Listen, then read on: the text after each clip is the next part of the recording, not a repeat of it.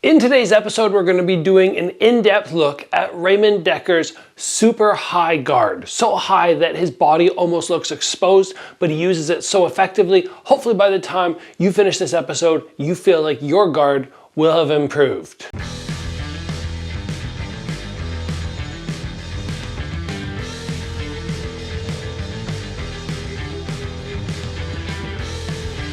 So today we're talking about one of the greatest kickboxers slash Muay Thai fighters in the world, Ramon Dekkers. He had an amazing style that was very often based on aggression and power.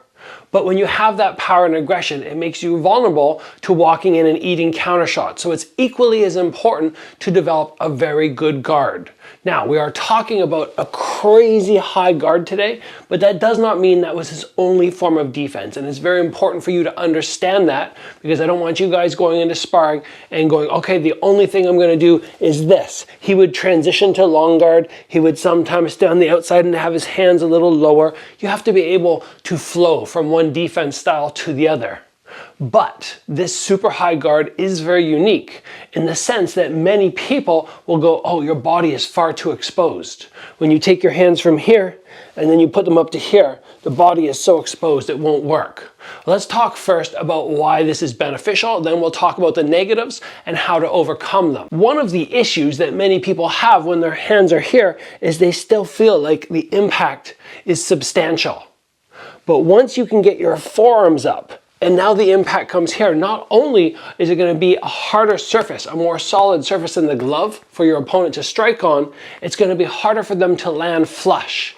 If I have my hands here, very easy to land flush. When I start coming up to this position, it's going to be more likely that shots either hit elbows and they don't go quite as hard, like they're going to lighten up when they see an elbow, or it's going to slide up the arm.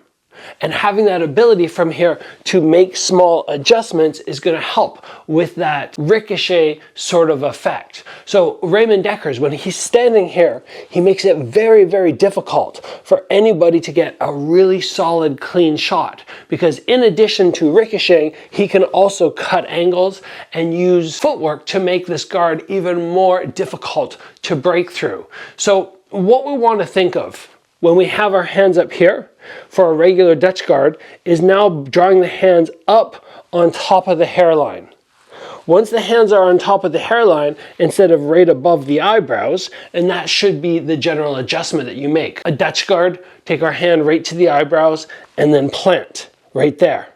If I want to go a little bit safer, I come up onto the hairline, and you can see right away it takes my gloves from being the target to now my elbow or forearm being the target. And from this position, it's very hard for somebody to find an opening on my head, because look at how high my shoulders are. The shoulders are naturally going to cover to the side, and then from there I have this very, very tight position that's going to be super hard to penetrate through. And this is something, like I said before, if combined with footwork, is going to be very difficult to find a solid opening at head level. And some people just headhunt. They only headhunt, but they forget that there are other areas to strike. And that's where the negatives will come into play. Because many people are going to go, okay, well, that's fine that you've guarded up your head, but what about the body? In my experience, it really depends on how you hold your torso.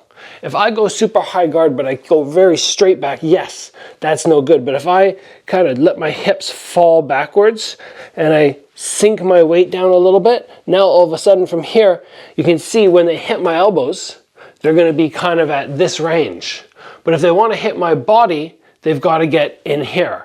So in essence, if they want to get a body shot going at the end of their counter or at the end of their combo, they can't go long shots. They're going to have to close the distance. So now they can get into a long body hook to actually reach me. Short punches into a long body hook. And then once they get into that tighter range, it makes it a lot easier for me to either push them and frame off, or maybe to get right in there and jam them up, or of course to throw my own counter. But still, when all is said and done, we can see Dekkers just usually hollowing his hips out just a little bit or taking a little step back if he sees that body shot come, because when your hands are this high and your guard is so solid, you're going to see a lot. As opposed to down here where you might feel like, oh, I'm blinking a little bit more because the shots have more risk of coming through. So I think with this really high guard, super high Dekkers guard, I'm going to call it, you're going to be able to go, okay, I'm blocking shots, uh-oh, body shot, and just shimmy those hips back a little bit, or those feet, to create that extra space. The only other area where you might struggle with a very high Dekkers guard is going, okay, how do I throw an effective counter? Because from here, if I get hit, I can come straight out. But when I'm up here, you might feel like, oh, I either have to lower my hand to come straight out, or I'm gonna end up sort of clubbing or coming with really high elbow hooks. But in my opinion, when you're in here, you're looking for a low kick counter. That's gonna be one of the easiest ones. You just shell up, you let them throw their shots, and you just eat up that leg. So if you're looking for that go-to counter, I would go either, okay, it's gonna be the low kick, or maybe the fade back and lead leg round kick. Both of those are gonna be great. And then during that transition, you can drop your hands and get back to the punches, because of course, punches are gonna feel much stronger coming from here as opposed to up at this height, where there's gonna be that drop, unless you have a massive opponent and you're coming upwards. If you've been feeling a little bit gun shy when you've been doing your sparring and you're going, people are throwing and I'm just not feeling as confident as I want in the regular Dutch guard, I would advise just giving this a try. Yes, your body's gonna be open. I just did an episode yesterday talking about how you should be squeezing your stomach all the time. So even if you're in here, you're not relaxed and letting people just hit you on this really soft stomach that's easy to land and penetrate through. The stomach's fairly locked. You're doing some chest breathing, so you're not belly breathing. When you're in that defense mode, everything's locked in. You're blocking. I think you'll find that that one is much easier to get confident at. And then from there, you can work some alternative defenses and mix those in. This is something which I think everybody on the channel should give a shot.